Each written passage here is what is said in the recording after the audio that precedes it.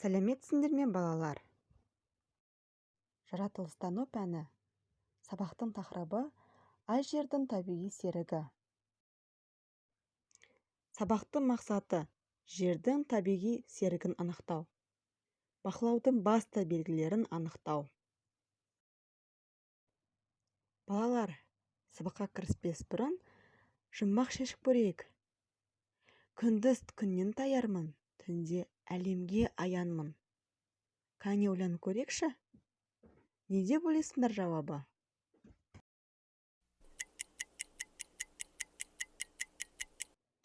Жарайсыңдар балалар, бұл жұмбақтың шешуі ай. Мен сендерге ай жердің серігі туралы тақырыптың сілтемесін жібергенмін. Сендер ай туралы біраз мәлімет біліп қалдыңдар. Ендеше балалар, сұрақ-жауап ойынын ойнап көрейік.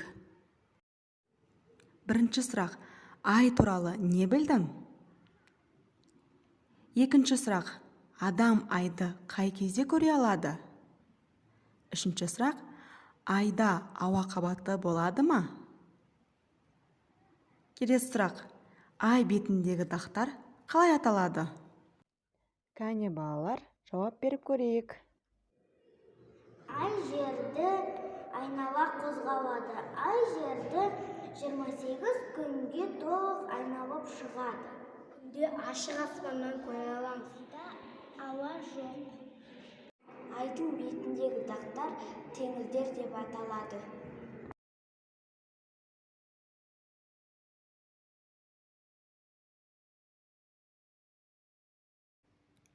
Балалар, мен сендерге қызықты деректермен бөліскім келіп отыр. Ай жерге ең жақын аспан денесі.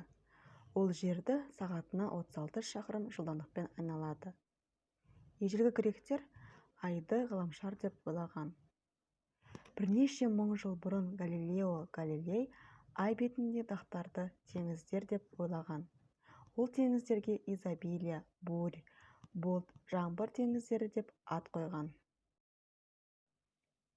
Күн жүйесіндегі шолпан мен Меркурийден басқа ғаламшарлардың барлығында серіктері бар. Олардың жалпы саны 60-қа жуық.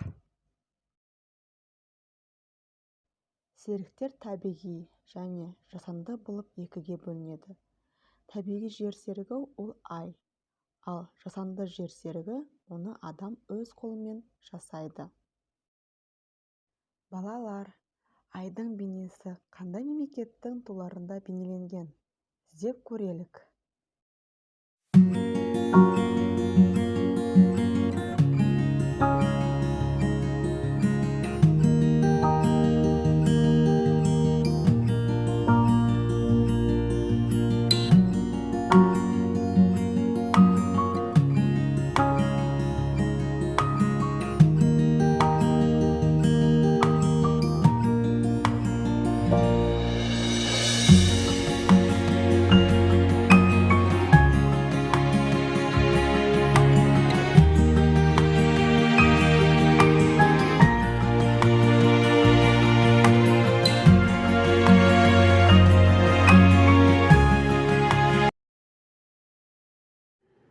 Ендеше балалар, зерттеу жұмысын жасап көрейік.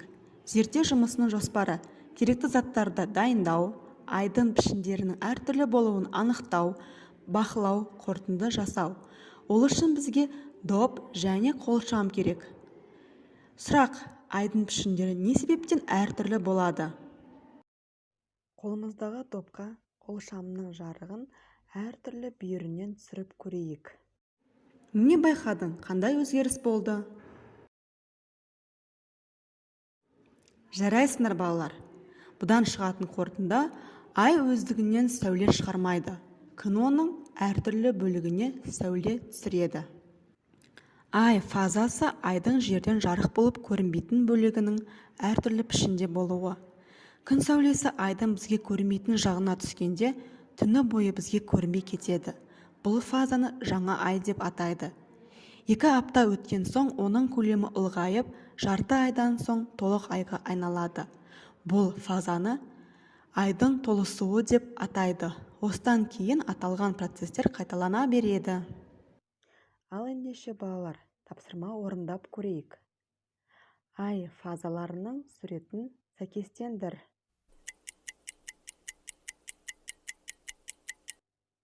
Жарайсыңдар балалар, дұрыс жауабын салыстырып көрейік.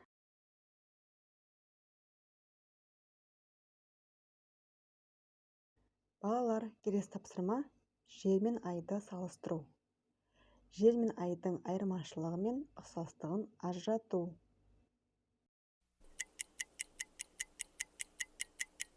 Жарайсыңдар балалар, енді жауаптарını салыстырып көріңдер.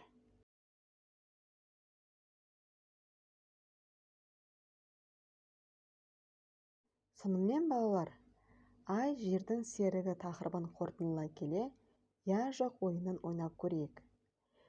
Егер де дұрыс тұжырым болса, я деп, ал қате болса, жоқ деп жауап береміз.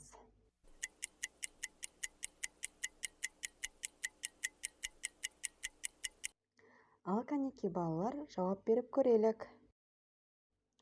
Айда ауа қабаты бар. Жоқ, жер өз осінен айнала қозғалады. Я, жердің серігі Марс. Жоқ, күн айдан кішірек. Жоқ. Ай жер ғаламшарынан кішірек. Я, жер айды айнала қозғалады. Жоқ. Сонымен балалар, біз сабақ барысында не білдік? Әрине, ай жердің табиғи серігі екенін білдік. Айдың фазаларының өзгеріп тұратынын білдік. Ал балалар, бүгінгі сабақ бойынша өздеріңді бағалап, сабаққа кері байланыс беріңдер. Сабақ аяқталды, келесі кездескенше.